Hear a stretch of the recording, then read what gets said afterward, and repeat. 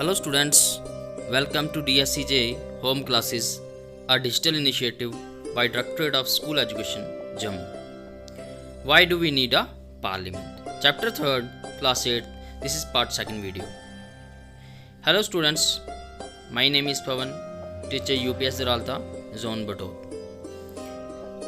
Today we are going to read about composition of parliament. Composition of parliament यानी संसद की रचना, संसद की बनावट। Parliament shall have to houses, one representing people and other representing units of federation states. तो parliament के दो house होते हैं, एक लोगों को रिप्रेजेंट करता है और दूसरा स्टेट्स को। कंपोनेंट्स की अगर हम बात करें तो इसको 3 कंपोनेंट हैं पार्लियामेंट के, लोकसभा, राज्यसभा एंड प्रेसिडेंट। लोकसभा जो है वहाँ पे लोग जो हैं वो अपने नुमाइंदे चुन के भेजते हैं, इसलिए इसको हाउस ऑफ पीपल या लोअर हाउस कहते हैं। राज्यसभा में जो स्टेट्स के जो नुमाइंदे होते हैं, जो हमने चुन के भेजे होते हैं, वो आगे अपने नुमाइंदे चुन के भेजते हैं, वो भेजते हैं राज्यसभा में। इसको अपर हाउस भी कहा जाता है। और ये तीनों मिला के जो कोई भी कानून अगर पास करना है तो तीनों मिला के ये काम करते हैं। अब बात करते हैं हम लोकसभा की कंपोजिशन की।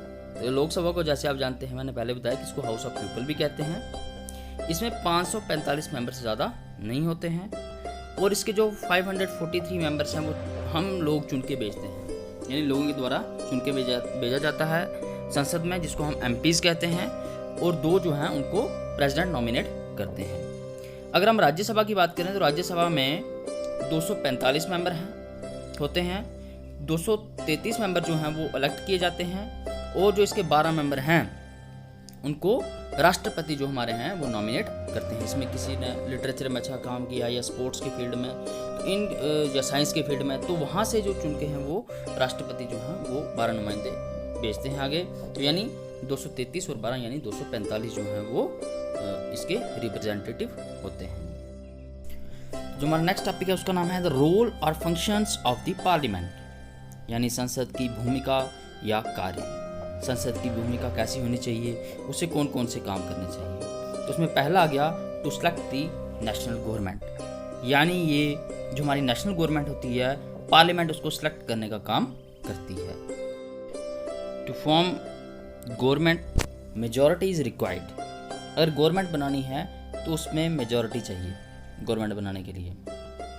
जो हमारी टोटल सीट हैं जैसे जिसमें 543 इलेक्टेड हैं प्लस 2 नॉमिनेटेड हैं, हैव एट लीस्ट हाफ और मोर मेंबर, तो इससे कम से कम आधे या उससे ज़्यादा मेंबर होने चाहिए, यानी कम से कम 272 मेंबर जो हैं वो होने चाहिए। क्योंकि जो 543 है उसका जो हाफ आता है वो 272 ही आता है। तो जो 2 मेंबर हैं वो नॉमिनेटेड होते हैं, इसलिए हम उनको नहीं लेते हैं। जो 543 है उसमें से कम 272 मेंबर जो हैं वो मेजॉरिटी, यानी वो एक पार्टी के चुने हुए होने चाहिए। PM is the leader of the ruling party इन लोकसभा। लोकसभा में जो रूलिंग पार्टी का लीडर होता है उसको PM कहते हैं। PM यानी प्राइम मिनिस्टर, यानी जो पूरे देश भी चलाता है। तो जो मेजॉरिटी में पार्टी होती है उसका मेंबर जो है वो प्राइम मिनिस्टर बनता है। पार्लियामेंट का एक ये भी फंक्शन है कि select executive who can implement the laws, यानी जो कानून को लागू कर सकें। तो ये भी एक सिर्फ पार्लियामेंट का यही काम नहीं कि कानून को बनाना, बल्कि उनको लागू करवाना ये भी एक पार्लियामेंट का ही काम है। एक और फंक्शन जो पार्लियामेंट का होता है वो है पार्लियामेंट में ओपोजिशन पार्टी को चुनना।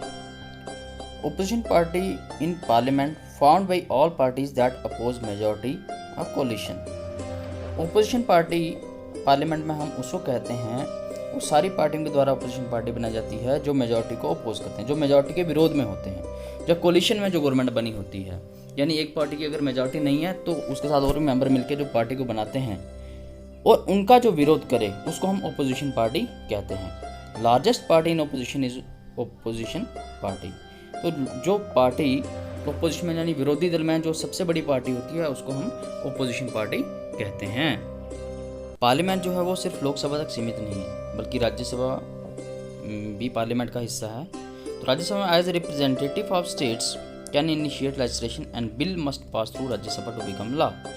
तो राज्यसभा की अगर हम बात करें तो वो रिप्रेजेंटेटिव होते हैं स्टेट के, वो स्टेटों से चुन के भेजे गए होते हैं और वो लेजिस्लेशन जो है उसको बना सकते हैं और कोई भी कानून अगर बनाना है तो पहले राज्यसभा से भी पास होना चाहिए, और अगर बिल को पास करवाना है तो सिर्फ लोकसभा में नहीं बल्कि उसको भी राज्यसभा में पास होना चाहिए, तभी जाके वो एक कानून बनता है। तो जैसे आप जानते हैं कि राज्यसभा में 233 जो वो इलेक्टेड रिप्रेजेंटेटिव होते हैं, और 12 जो होते हैं वो नॉमिनेटेड होते हैं। दूसरा जो फंक्शन है पार्लियामेंट का वो है to control, guide and inform the government, यानी गवर्नमेंट के ऊपर कंट्रोल रखना, उसको गाइड करना और इन्फॉर्म भी करना किसी भी टॉपिक या किसी भी चीज़ के बारे में। Parliament session begins with question our.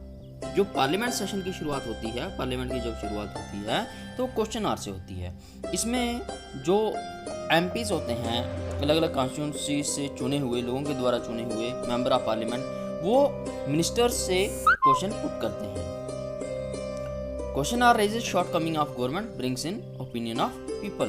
Question hour में जो कमियां रह गई हैं गवर्नमेंट के द्वारा, कोई भी अगर पॉलिसी चलाई जा रही है उसके में जो भी कमी है, जो लोगों का विचार है कि ये गवर्नमेंट में ये कमी रह गई है, इसको गवर्नमेंट को इस तरह से करना चाहिए था और वो थोड़ा सा गलत तरीके से कर रही है, या वो अपना जो उन्होंने टारगेट सेट किया था उसको अचीव नहीं कर पा रही है, उसके पीछे क्या वजह है, तो उसके बारे में जो क्वेश्चन है वो एमपीज लोगों की जो राय है वो उन मिनिस्टर तक पहुंचाते हैं,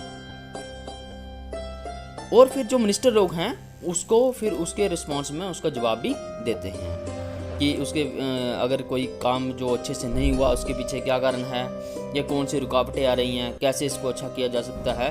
तो यानी पार्लियामेंट में सिर्फ यही नहीं होता कि सिर्फ क्वेश्चन ही पूछ जाएं, बल्कि उनको अगर किसी हेल्प की ज़रूरत है तो वो यानी सुजेशन देने का काम भी पार्लियामेंट जो है वो करती है। Opposition helps in healthy functioning of democracy, the highlight drawbacks in programmes and policies of government and mobilise popular support.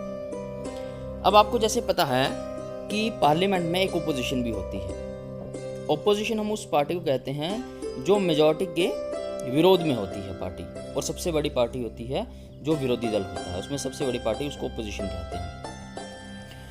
Opposition का होना भी पार्लियामेंट में बहुत ज़रूरी है, क्योंकि अगर लोकतंत्र को अच्छे तरीके से चलाना है, सही तरीके से चलाना है, तो ओपोजिशन का उसमें बहुत ही बड़ा योगदान रहता है। वो जो ओपोजिशन होती है वो कोई भी प्रोग्राम या पॉलिसी गवर्नमेंट चला रही है उसके बीच में क्या खामियां रह जाती हैं, क्या कौन सी कमी है, उसको हाईलाइट करने का काम जो है वो ओपोजिशन करती है। और साथ में सिर्फ हाईलाइट करने का ही काम नहीं, बल्कि अगर गवर्नमेंट को किसी भी हेल्प की ज़रूरत होती है तो वो ओपोजिशन पार्टी का ये कर्तव्य होता है कि वो गवर्नमेंट की हेल्प भी करे, यानी जिससे हमारे देश का भला हो जाए, वो दोनों जो है वो करते हैं। अगर ओपोजिशन ना हो तो गवर्नमेंट अपने तरीके से जैसा चाहे वो वैसा फिर करे और लोगों को दबा दे, तो ओपोजिशन का इसमें बहुत ही अहम योगदान हो जाता है कि अगर गवर्नमेंट कोई अच्छे से काम नहीं कर रही है, लोगों के विरुद्ध काम कर रही है, तो ओपोजिशन उसके खिलाफ जो है वो पार्लियामेंट में बोले। In financial matter parliament approval is crucial. और अगर फाइनेंशियल मैटर है, कोई पैसे के रिलेटेड कोई काम है, वहाँ पे पार्लियामेंट का जो अप्रूवल है वो बहुत ही क्रूशियल हो जाती है। यानी जब तक पार्लियामेंट अप्रूव ना करे तब तक फाइनेंस के रिलेटेड कोई भी काम जो है वो नहीं होता। जैसे बिल है या कोई कोई पॉलिसीज़ वगैरह हैं, उसके लिए पैसा चाहिए, तो वहाँ पे जब वो पार्लियामेंट में ही उसको पहले पास किया जाता है। तीसरा इंपॉर्टेंट फंक्शन है law making. Law making is a significant function of parliament. Law making जो है वो बहुत ही महत्वपूर्ण फंक्शन है पार्लियामेंट का। लॉ जितने भी तरह के कानून बनाए जाते हैं वो पार्लियामेंट में ही बनाए जाते हैं। We shall read about this in the next chapter. लेकिन इसके बारे में हम अच्छे से जो है नेक्स्ट चैप्टर में पढ़ेंगे, डिटेल में हम इसको नेक्स्ट चैप्टर में पढ़ेंगे, क्योंकि आगे वाला जो चैप्टर हमारा है वो लॉ मेकिंग पे ही है। तो बच्चों ये है हमारे फंक्शंस ऑफ द पार्लियामेंट की पार्लियामेंट के क्या क्या फंक्शन है। नेक्स्ट टॉपिक है हमारा who are the people in the parliament. Parliament में कौन से लोग होते हैं, यानी कौन लोग मिलकर पार्लियामेंट को बनाते हैं। People from rural and urban background, यानी अर्बन से तो पहले भी बहुत सारे लोग होते थे, लेकिन रूरल से भी बहुत सारे जो लोग हैं वो पार्लियामेंट में चुन के जाने लगे। और बहुत से जो लोग हैं वो रीजनल पार्टीज से भी आने लगे। जैसे कुछ जगहों पे रीजनल पार्टीज होती हैं, जैसे हमारे जे.एंड.के की बात करें, यहाँ पे एनसी है या पीडीपी है, तो ये एक रीजनल पार्टी है। तो ऐसे ही देश के अलग अलग कॉन्स्टिट्यूंसीज में रीजनल पार्टीज हैं, और वहाँ से रीजनल पार्टी के लोग भी यहाँ पे चुन के आते हैं। वो ग्रुप या वो लोग जो अब तक जिनका चुनाव नहीं किया गया था, यानी अब जो अपनी ही धारा से जो लोग आते थे, अपनी बैकग्राउंड से जो लोग आते थे, उनको अब तक जो चुन के नहीं भेजा गया था, अब वो चुन के वहाँ पे पार्लियामेंट में जाने लगे हैं। Minorities, Dalits and backward caste, यानी माइनॉरिटीज़ के लोग जो अल्पसंख्यक लोग हैं, दलित हो गए या बैकवर्ड कास्ट हो गए, तो ये लोग भी चुन के जो हैं वो वहाँ पे पार्लियामेंट में जाने लगे।